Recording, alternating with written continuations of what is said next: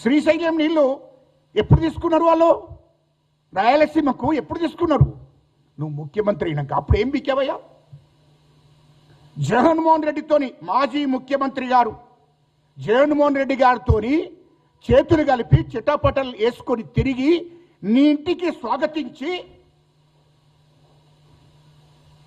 మాజీ ముఖ్యమంత్రి జగన్మోహన్ రెడ్డి గారు నీవు ఇంటికి ఆహ్వానించి అలాయి బలాయి తీసుకొని అల్లుకొని పర్సనల్గా రూములో కూర్చొని మాట్లాడుకొని భోజనాలు చేసి నీవు గోదావరి నీళ్లను వదిలేశావు, కృష్ణా నీళ్లను వదిలేశావు. ఇటు రోజమ్మ ఇంటికి పోయి రాయలసీమను రత్నాలసీమ చేస్తానని చెప్పింది ఏ గాడిది కొడుకయా? ఏముండ కొడుకయా చెప్పింది? లఫంగిన కొడుకులారా, తెలంగాణ ప్రజలను ఇంకా మభ్యపెట్టి మోసం చేయాలని చూస్తున్నారా? ఇది కరెక్ట్ కాదు. రాయలసీమను రత్నాలసీమ చేస్తానని నువ్వు కాదా? ఇది వాస్తవం కాదా? రాయలసీమకు నీళ్ళు ఇచ్చింది ఎవరు? శ్రీశైలం నుంచి నీళ్లు తీసుకుపోయింది ఎవరు? ఇచ్చింది ఎవరు? నీ ప్రేమ నాయకుడు జగన్మోహన్ రెడ్డి చెప్తే రాయలసీమకు నీళ్లు పంపించావు శ్రీశైలం నుంచి. అప్పుడు పాలమూరు గురించి నీకు గుర్తుకు రాలేదా? మహబూబ్ నగర్ జిల్లా ప్రజల గురించి నీకు గుర్తుకు రాలేదా? ఇవన్నీ మోసం చేసింది ఎవరు? రోజమ్మ ఇంటికి పోయి నాటుకోడి చికెన్ తిన్నది ఎవరు? ఆమెతోని అమ్మా రాయలసీమను రత్నాలసీమ చేస్తానని చెప్పింది ఎవరు? నువ్వు కాదా? ఇవన్నిటినీ నీకు గుర్తు చేస్తున్నా.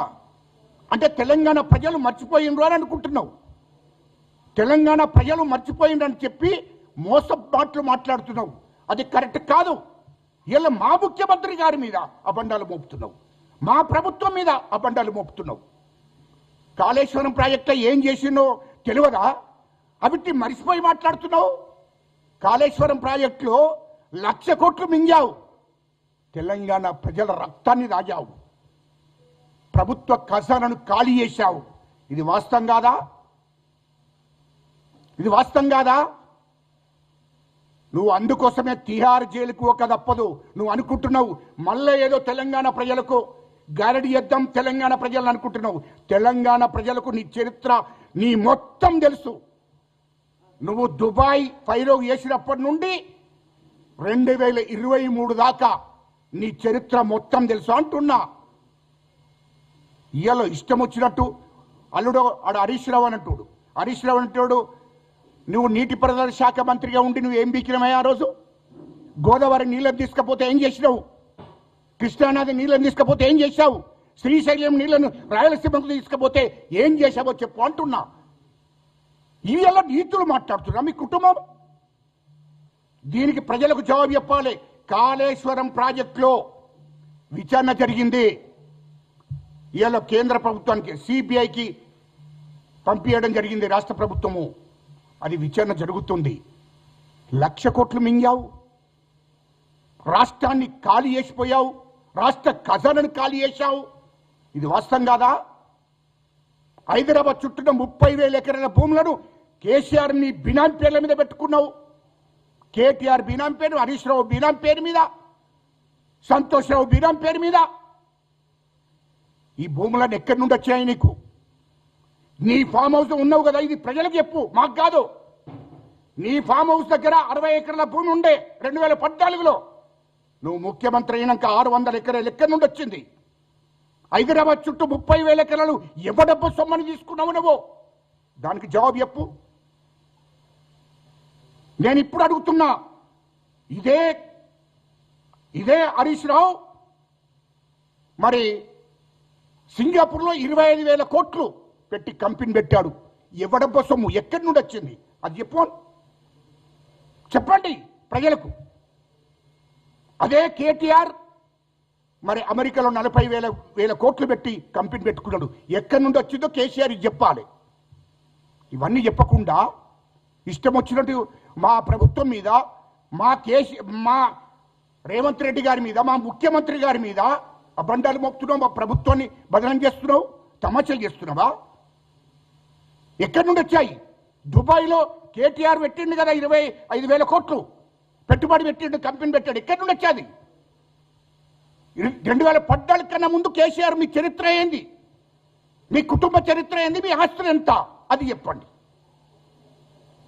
అదేవిధంగా లండన్లో పెట్టాడు కేటీఆర్, ఇప్పటికి ఎన్నోసార్లు చెప్పాను, ఎక్కడి నుండి వచ్చాది? నీ కొడుకు ఈ కార్ రేసింగ్లో మరి కోట్ల రూపాయలు మింగాడు, దాని గురించి మాట్లాడలేదే ప్రెస్ మీట్లో? కాళేశ్వరం ప్రాజెక్టు కోట్ల రూపాయలు దండుకున్నావు, దాని గురించి ఎప్పుడు? హైదరాబాద్ చుట్టూ 30,000 ఎకరాలు దోసుకున్నావు, ఎక్కడి నుండి వచ్చింది అది? దాని గురించి ఎప్పుడు మొదలు తెలంగాణ ప్రజలకు? అంటే నీకు మళ్ళా నిన్ను ప్రజలు నమ్మితే రాష్ట్రాన్ని మొత్తం దోషేద్దామని ప్లాన్ చేస్తున్నావు. అది కరెక్ట్ కాదు. ప్రజలు నిన్ను నమ్మే పరిస్థితులు లేదు. మేము 2 సంవత్సరాలే అధికారంలోకి వచ్చి నువ్వు ఖజానా ఖాళీ చేసిపోయావు, 8 లక్షల కోట్ల అప్పు చేశావు. దాన్ని ఇప్పుడు మా ముఖ్యమంత్రి గారు మెల్లమెల్లగా ఆ 8 లక్షల కోట్లకు ఇంట్రెస్ట్ కట్టుకుంటూ వస్తున్నాడు.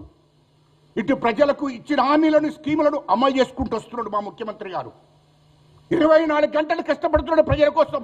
నువ్వు 24 గంటలు కాదు, 2 గంటలు కూడా తెలంగాణ ప్రజల కోసం పనిచేయాలి. నువ్వు ముఖ్యమంత్రి ఉన్నప్పుడు నువ్వు మాకు నీతులు చెప్తున్నావా? అందుకోసమే ఒకవేళ నీకు దమ్ముంటే, కేసీఆర్ గారు మీకు దమ్ముంటే అసెంబ్లీకి రా. మీకు దమ్ముంటే నిజంగానే ఒక అబ్బకు అమ్మకు ఉడితే అసెంబ్లీకి వచ్చి మాట్లాడు, ప్రజలకు తెలుపు. మా ముఖ్యమంత్రి గారు దానికి జవాబు చెప్తాడు, ప్రతి మాటకు జవాబు చెప్తాడు. మా ముఖ్యమంత్రి రేవంత్ రెడ్డి గారు నీకు దమ్ముంటే ప్రతిపక్ష పార్టీ నాయకునిగా అసెంబ్లీకి వచ్చి అసెంబ్లీ వేదికగా మాట్లాడు అని చెప్తున్నా నేను. అప్పుడు నువ్వు మొగోడివి అవుతావు. కానీ ఏదో ఇక్కడికి వచ్చి నీ టీఆర్ఎస్ ఆఫీస్లో పోయి ప్రెస్ మీట్ పెట్టి మాట్లాడినంత మాత్రాన కాదు. అసెంబ్లీ వేదికగా మా ముఖ్యమంత్రి రేవంత్ రెడ్డి గారు, మా ఉత్తమ్ కుమార్ రెడ్డి గారు, మా శ్రీధర్ బాబు గారు నీకు జవాబు చెప్తాడు. నువ్వు అసెంబ్లీకి వస్తావా? అక్కడికి అసెంబ్లీ వేదిక. నేను ప్రతిపక్ష పార్టీ నాయకునిగా నువ్వు ఉన్నావు. ప్రతిపక్ష పార్టీ హోదా ప్రజలు కల్పించారు. ఆ ప్రజల కోసం మాట్లాడడానికి నిజంగా నీకు ప్రజల మీద ప్రేమ ఉంటే, తెలంగాణ ప్రజల మీద ప్రేమ ఉంటే అసెంబ్లీ వేదిక ఉంది, అసెంబ్లీకి రా. రేపు అసెంబ్లీకి వచ్చి మాట్లాడు. అసెంబ్లీలో చర్చ జరగాలి కదా. కాళేశ్వరం ప్రాజెక్టు గురించి జరగాలి, ఈ కార్ రేసింగ్ గురించి జరగాలి, గోదావరి నీళ్ల గురించి జరగాలి, కృష్ణా నీళ్ల గురించి జరగాలి, శ్రీశైలం వాటర్ గురించి జరగాలి. ఇవన్నిటి గురించి చర్చ జరగాలంటే ఖచ్చితంగా అసెంబ్లీ వేదిక. అసెంబ్లీకి రా. అసెంబ్లీలో చర్చ పెట్టి దమ్ముంటే కేసీఆర్ గారికి మేము సవాల్ విసురుతున్నాం. మీకు దమ్ముంటే అసెంబ్లీకి వచ్చి మాట్లాడు. ఈ ప్రెస్ మీట్లలో మాట్లాడుకుంటే ఎవరైనా